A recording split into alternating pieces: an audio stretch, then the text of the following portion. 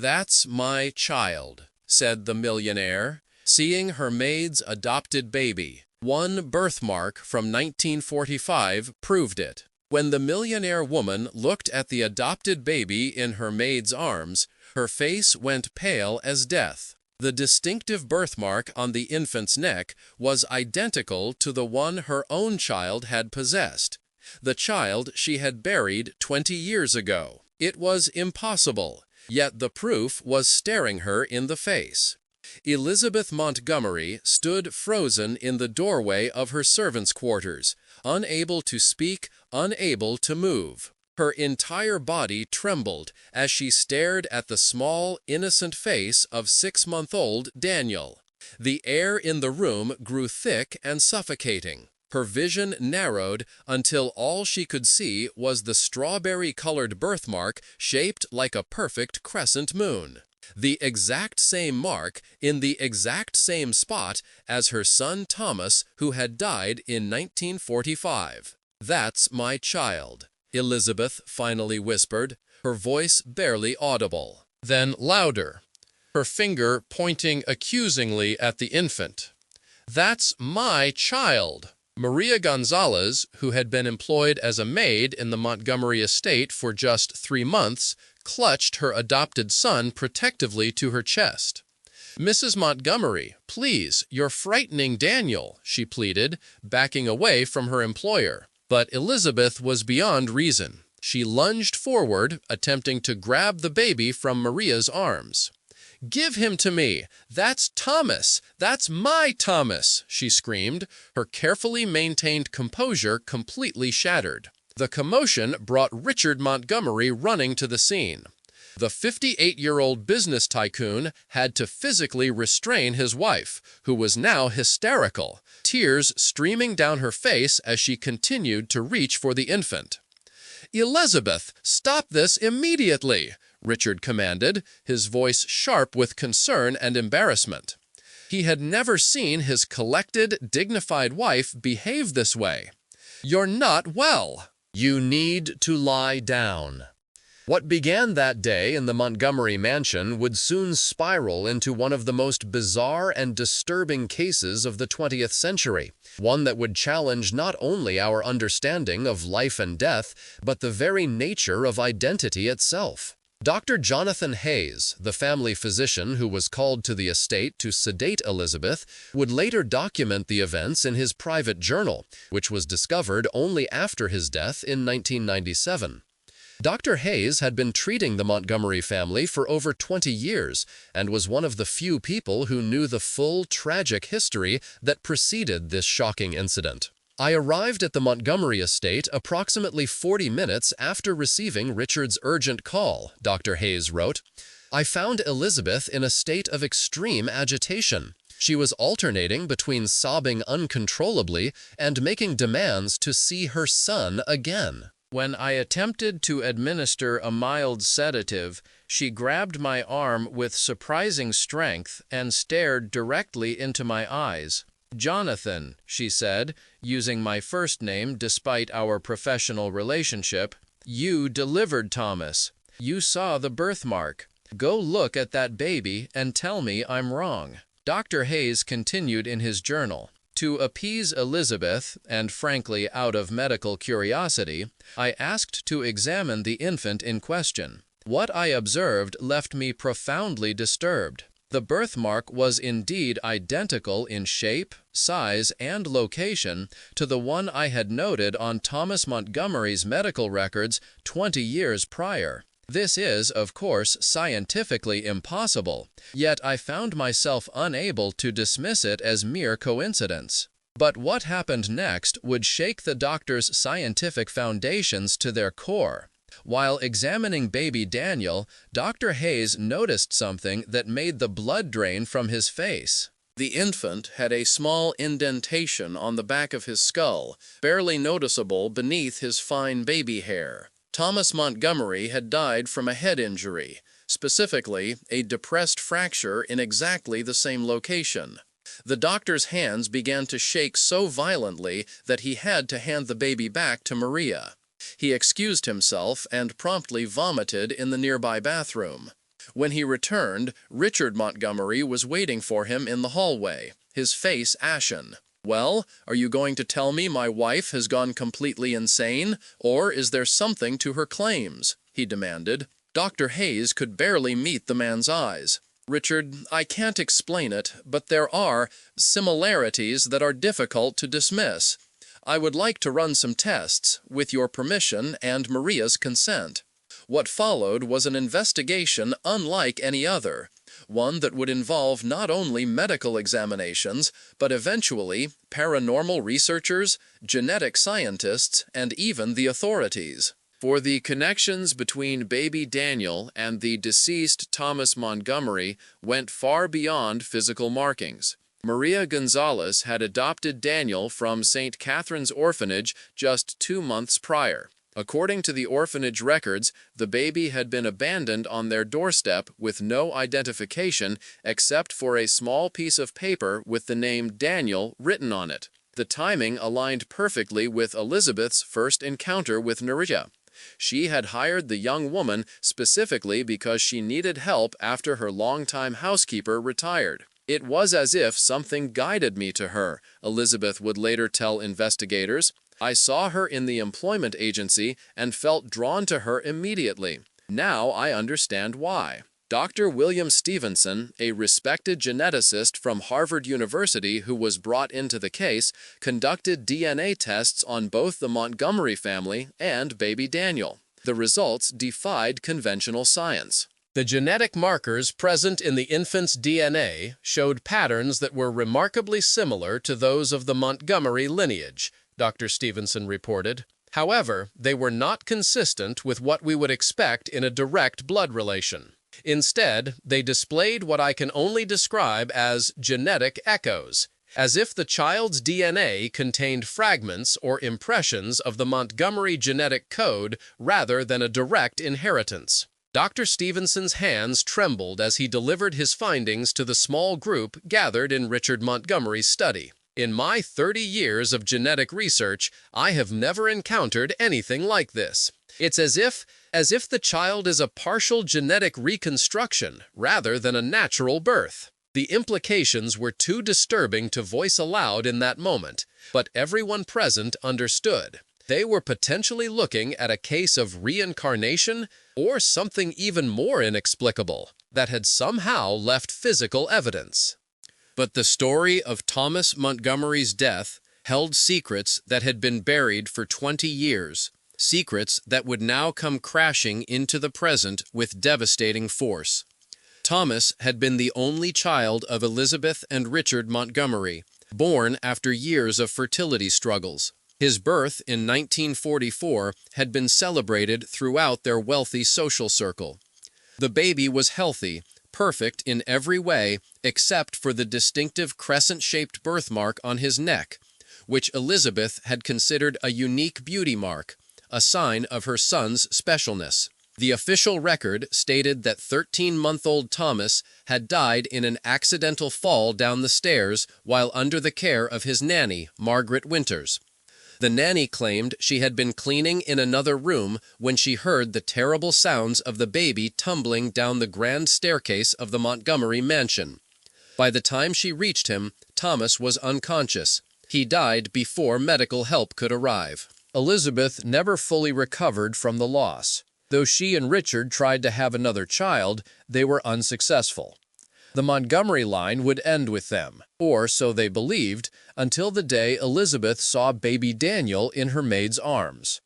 Now, Detective James Cooper of the Boston Police Department was reopening the investigation into Thomas Montgomery's death. What he discovered sent shockwaves through everyone involved. Margaret Winters, the nanny who had been caring for Thomas on the day of his death, had not simply moved away as everyone believed. She had changed her name and committed suicide exactly 1 week after Daniel was born, 20 years after Thomas's death. In her suicide note, found tucked away in a safety deposit box that was only opened after the Montgomery case made headlines, Margaret confessed to something monstrous. "I did not accidentally let Thomas fall," the note read. I pushed him. Elizabeth was going to let me go because she thought I was becoming too attached to her son. She was right. I loved Thomas more than she ever could. If I couldn't have him, no one would. God forgive me. But now he's back. I saw him today. Same birthmark, same eyes. He looked at me and knew. He remembers what I did. I cannot bear it. Detective Cooper, a 20-year veteran of the force who prided himself on his rational approach to investigations, found himself standing in the bathroom of his precinct, splashing cold water on his face after reading the suicide note. "How could she have seen Daniel?" he muttered to himself. "The timing doesn't make sense. Daniel would have been in the orphanage when Margaret wrote this note." But as he would soon discover, the web of connections was even more tangled and terrifying than anyone could have imagined. St. Catherine's Orphanage, where Daniel had been abandoned, was located just 2 blocks from Margaret Winter's apartment. But the most chilling detail emerged when Detective Cooper interviewed the night staff who had found baby Daniel on the orphanage steps. The woman who described finding the infant was visibly shaken during our interview, Detective Cooper noted in his official report. Sister Mary Agnes stated that when she discovered the baby, there was an older woman standing in the shadows across the street, watching. When Sister Mary called out to her, the woman stepped back into the darkness. The sister described the woman as being in her 60s or 70s, which would align with Margaret Winter's age had she still been alive, but insisted the most disturbing aspect was that the woman seemed to flicker in and out of visibility, like a faulty television signal. Sister Mary Agnes, a woman known for her practical nature and steady temperament, had to be given a sedative after providing her statement. "I know what I saw," she whispered to Detective Cooper before being led away by a colleague. That woman wasn't fully there, and when she disappeared, it wasn't by walking away. She simply ceased. The investigation took an even darker turn when researchers gained access to Elizabeth Montgomery's private diaries. In entries dating back to just after Thomas's death, Elizabeth described recurring dreams in which her son came back to her, always with the same message. "He didn't let me fall, Mama. She pushed me." Elizabeth had dismissed these as the traumatic nightmares of a grieving mother. But in entries from just before Maria was hired, she wrote about sensing a presence in the house, particularly in the nursery that had been preserved exactly as it was when Thomas died. "I feel him near me again," one entry read. "Last night I woke to the sound of my music box playing in the nursery. Richard was fast asleep beside me. When I went to investigate, the music stopped, but the box was warm to the touch, as if someone had been holding it." Richard Montgomery, who had initially dismissed his wife's claims about Daniel as the delusions of a woman who had never properly processed her grief, began to experience inexplicable events himself. "I was working late in my study," he reported to Dr. Hayes, "when I distinctly heard a child's laughter coming from the hallway. I called out, thinking perhaps Maria had brought Daniel to the main house for some reason, though it was well past midnight. When I opened the door, the hallway was empty, but the air was cold, so cold I could see my breath. Then I noticed small, wet footprints on the hardwood floor. They led from the staircase to the nursery door, then simply stopped." Richard, a man known for his logical business mind and skepticism toward anything supernatural, broke down while recounting this experience. "Doctor, I've spent 20 years telling Elizabeth to move on, to accept that Thomas is gone. What if I've been wrong all this time? What if he's been trying to come back to us?" The case attracted the attention of Dr. Eleanor Reed, a parapsychologist from Duke University's Rhine Research Center.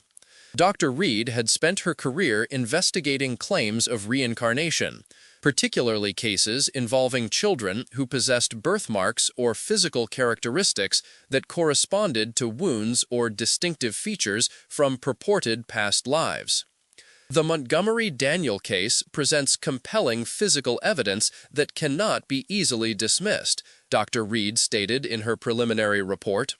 The birthmark correspondence alone would be significant, but when combined with the skull indentation that matches the fatal injury sustained by Thomas Montgomery, we must consider possibilities beyond conventional scientific explanation. Dr. Reed arranged a series of controlled experiments with baby Daniel, including presenting him with objects that had belonged to Thomas, mixed with similar items he would never have seen. The results were astonishing. During one such test, Daniel was placed in a room with various toys scattered around him. Among them was Thomas's favorite stuffed bear, which had been kept in pristine condition in the preserved nursery. The bear was identical to several other stuffed animals placed in the room, except for a small, nearly invisible repair on one paw, where Elizabeth had sewn it after Thomas had accidentally torn it. Daniel ignored all the other toys, but crawled directly to Thomas's bear, grabbed it, and held it to his face in exactly the way Elizabeth had described Thomas doing in her diaries. When Dr. Reed attempted to take the bear away, Daniel became inconsolable, screaming in a way that Maria said she had never heard before. It wasn't just that he wanted the toy, Dr. Reed noted. It was the look in his eyes. Recognition, relief at finding something familiar. I've witnessed similar reactions in other cases I've studied, but rarely with such intensity. The investigation took yet another turn when Maria Gonzalez revealed something she had been too frightened to share initially. Baby Daniel had spoken his first word the night before Elizabeth saw his birthmark. That word was not mama or any typical first utterance, but home. Maria had been bathing Daniel when he looked over her shoulder toward the door, smiled, and clearly said, "home," before continuing to splash in the water as if nothing unusual had happened. "I didn't think much of it at the time," Maria explained through tears. "I thought perhaps I had misheard him. Babies his age don't typically speak so clearly. But now, considering everything else, I wonder if he recognized this place, if he knew he was back where Thomas had lived." The media eventually caught wind of the story, turning the Montgomery estate into a circus of reporters, paranormal enthusiasts, and the morbidly curious. Elizabeth and Richard retreated from public view, while Maria, who had initially resisted the implications of what was happening, found herself torn between protecting her adopted son and acknowledging the increasingly undeniable evidence that he shared some connection with the deceased Thomas Montgomery. Dr. Hayes noted in his journal that the stress had begun to take a physical toll on all involved. Elizabeth has lost significant weight and suffers from insomnia. Richard's typically robust constitution has weakened. He contracted pneumonia last week and is struggling to recover. Maria appears constantly on the verge of collapse.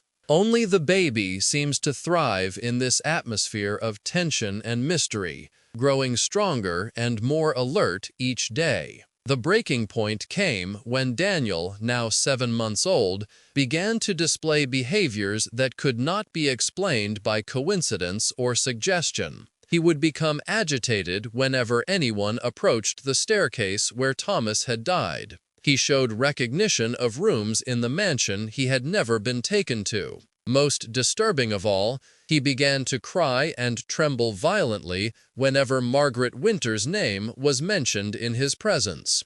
Dr. Eleanor Reed proposed a radical experiment, bringing Daniel to Margaret's now empty apartment to observe his reactions. After much debate and with great reluctance, Maria agreed. What happened in that apartment would haunt everyone present for the rest of their lives. The moment Daniel was carried through the doorway, his demeanor changed completely. The typically happy, curious baby became rigid in Maria's arms. His eyes, wide, with what could only be described as terror, fixed on a specific corner of the living room. "No," he said clearly, pointing to the corner. "No." The adults exchanged shocked glances. Daniel had only spoken that one word, home, previously. Now, at an age when most babies were just beginning to form simple sounds, he had clearly articulated a second word. Detective Cooper, who was present as part of his ongoing investigation, moved toward the corner that had captured Daniel's attention. "There's nothing here," he reported, running his hand along the wall. But Daniel continued to stare and repeat "no" with increasing distress. Dr. Reed suggested they leave immediately, concerned about the psychological impact on the child. As they turned to go, the apartment door, which had been propped open with a doorstop, slammed shut with tremendous force. The temperature in the room plummeted so rapidly that their breath became visible in the suddenly frigid air. Maria clutched Daniel to her chest, her voice shaking as she demanded, "What's happening? What is this?" Before anyone could respond, every light in the apartment flickered and went out, plunging them into darkness broken only by the faint glow from the windows. In that semi-darkness, Detective Cooper would later swear under oath that he saw a figure standing in the corner that had so frightened Daniel, the indistinct silhouette of a woman. The figure moved toward them, not walking, but seeming to glide across the floor. As it approached, Daniel began to scream, not the cry of a frightened baby, but something more primal, more terrified. Maria later described it as the sound of pure horror. What happened next was witnessed by 4 adults, none of whom would ever retract or modify their statements, despite the professional and personal costs of maintaining such an impossible story. The figure spoke, its voice a rasping whisper that nonetheless filled the room. "You were mine. You'll always be mine." Dr. Reed, who had been recording the session on a small tape recorder in her pocket, captured the voice. A voice that audio experts would later confirm matched frequency patterns consistent with recordings of Margaret Winters from a Montgomery family home movie made before Thomas's death. Detective Cooper, a man who had faced armed criminals without flinching, found himself paralyzed with fear. Dr. Hayes, despite his medical training, was unable to move or speak. Only Maria, driven by maternal instinct to protect her child, managed to act. "He is not yours," she shouted at the figure, backing toward the door. "He never was." The figure seemed to flicker, like static on an old television, before lunging toward them with impossible speed. Maria turned to shield Daniel with her body, just as the doorknob began to turn on its own, the door swinging open to reveal Elizabeth Montgomery standing in the hallway. Elizabeth, who had not been informed of this experiment, had nevertheless been drawn to the apartment by what she would later describe as Thomas calling to me for help. When Elizabeth stepped into the room, the figure froze. For a moment, the 2 women, one living, one something else entirely, faced each other in the dimly lit apartment. "You killed my son," Elizabeth said, her voice steady despite her trembling body. The figure of Margaret Winters distorted, stretching and contracting in ways that defied physical possibility. "He was mine to take," it responded, "and mine to return." Elizabeth stepped forward, placing herself between the entity and Maria, who still clutched Daniel protectively. "No, you have no power here anymore. My son is at peace now. Whatever you brought back is not him." The words seemed to strike the figure like physical blows. It recoiled, shrinking back toward the corner from which it had emerged. "Leave this child alone," Elizabeth continued, her voice growing stronger. "Your hold on this world is over, Margaret. It's been over for 20 years. The figure emitted a sound that no human throat could produce, a high, keening wail that shattered the apartment windows and brought all the adults to their knees, hands pressed to their ears in agony. Then, as suddenly as it had appeared, the figure was gone. The lights flickered back on. The temperature returned to normal. The only evidence that anything had occurred was the broken glass from the windows and the inexplicable scorch marks on the floor where Margaret's apparition had stood. Daniel, who had been screaming throughout the encounter, fell abruptly silent. When Maria looked down at her son, she gasped. The crescent-shaped birthmark that had started this entire chain of events was fading before their eyes, growing fainter until it disappeared entirely. "Doctor," Hayes immediately examined the child, finding no trace of the mark that had been so prominent just minutes before. The indentation on Daniel's skull, too, had vanished. In the aftermath of what would come to be known among the participants as the confrontation, each person struggled to make sense of what they had witnessed. Detective Cooper requested a transfer to a different department and refused to discuss the case again. Dr. Hayes retired from medical practice 6 months later. Dr. Reed published a paper on the experience that destroyed her academic credibility despite the supporting evidence. Elizabeth Montgomery emerged from the event transformed. The grief that had consumed her for 20 years seemed to lift, replaced by a sense of peace and purpose. She established the Thomas Montgomery Foundation, dedicated to supporting research into unexplained phenomena, as well as providing resources for families who had lost children under traumatic circumstances. Richard Montgomery, whose skepticism had been shattered by the events he witnessed, funded the foundation generously and became an advocate for open-minded scientific inquiry into what he carefully termed non-conventional experiences. And what of Maria and Daniel? Their story took perhaps the most unexpected turn of all. Maria had initially feared that the Montgomerys would attempt to claim custody of Daniel, arguing that he was somehow their son returned. Instead, Elizabeth approached her with a proposition: stay at the Montgomery estate, not as a maid, but as family, allowing Elizabeth and Richard to be part of Daniel's life while fully recognizing and respecting Maria's role as his mother. "He came back for all of us," Elizabeth told Maria, "not to replace my Thomas, but to heal what was broken, to bring us together and set things right."